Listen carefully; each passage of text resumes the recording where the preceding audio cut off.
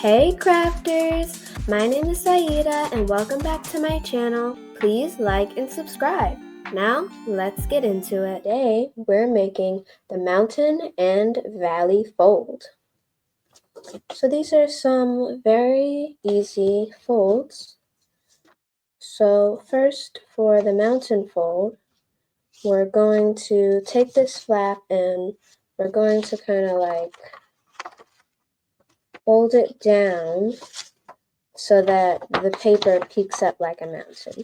So we can just fold it in half like a book and then turn it over.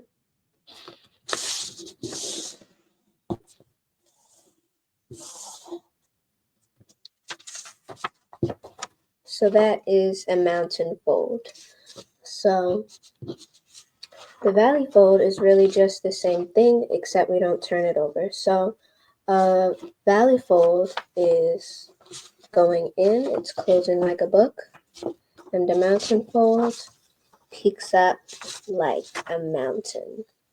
Bye!